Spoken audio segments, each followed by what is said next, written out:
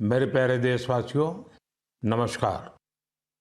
आज पूरा देश आतंकवाद के खिलाफ एकजुट है, आक्रोश से भरा हुआ है, संकल्पबद्ध है।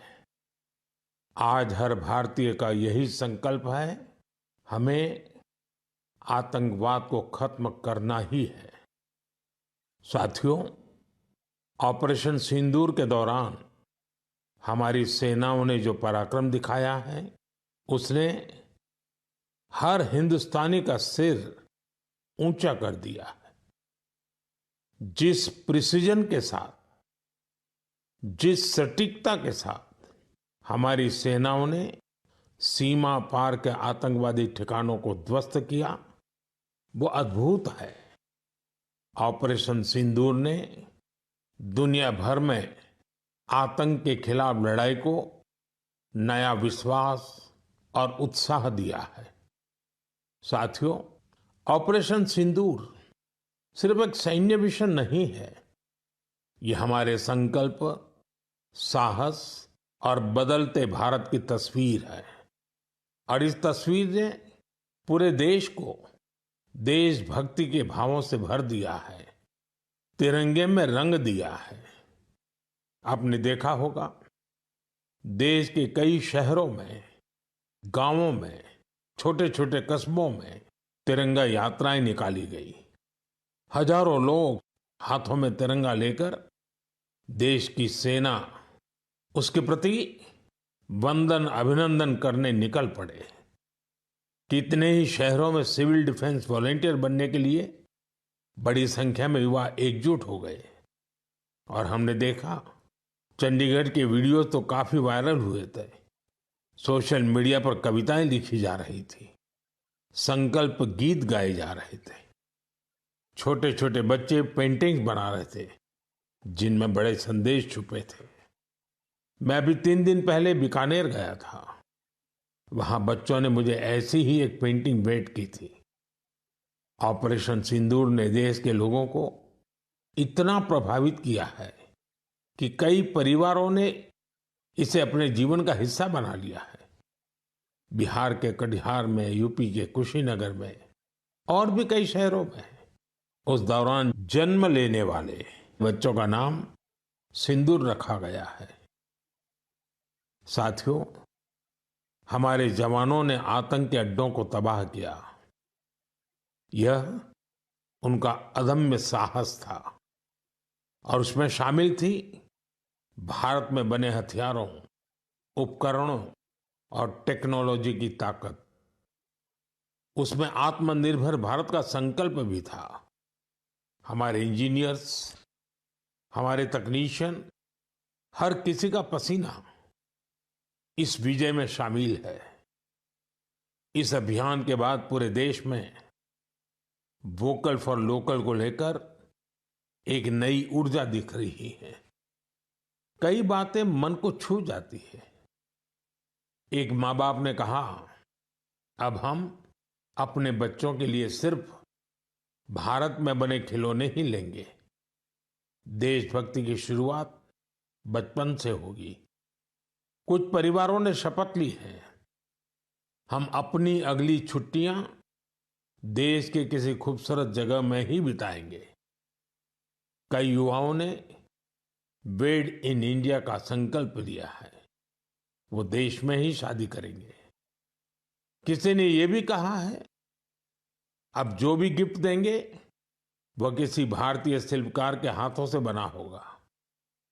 साथियों, यही तो है भारत की असली ताकत, जन मन का जुड़ाव, जन भागीदारी। मैं आप सबसे भी आग्रह करता हूं, आइए इस अवसर पर एक संकल्प लें। हम अपने जीवन में जहां भी संभव हो, देश में बनी चीजों को प्राथमिकता देंगे। यह सिर्फ आर्थिक आत्मनिर्भरता की बात नहीं है, यह राष्ट्र के निर्माण में भागीदारी का भाव है। हमारा एक कदम भारत की प्रगति में बहुत बड़ा योगदान बन सकता है। साथियों, बस से कहीं आना जाना कितनी सामान्य बात है। लेकिन मैं आपको एक ऐसे गांव के बारे में बताना चाहता हूं जहां पहली बार एक बस पहुंची। इस दिन का वहां के लोग वर्षों से इंतजार कर रहे थे और जब गांव में पहली बार बस पहुंची तो लोगों ने ढोल नगाड़े बजाकर उसका स्वागत किया। बस को देखकर लोगों की खुशी का ठिकाना नहीं था। गांव में पक्की सड़क थी, लोगों को जरूरत थी, लेकिन पहले कभी यहां बस नहीं चल पाई थी। क्यों?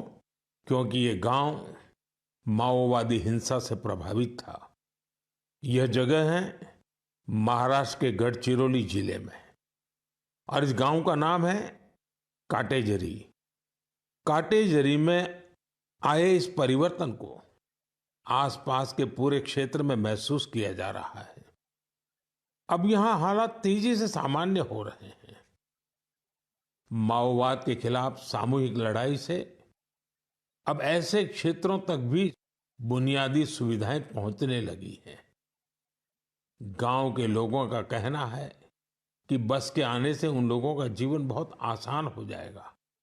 साथियों, मन की बात में हम छत्तीसगढ़ में हुए बस्तर ओलंपिक और माओवाद प्रभावित क्षेत्रों में साइंस लैब पर चर्चा कर चुके हैं।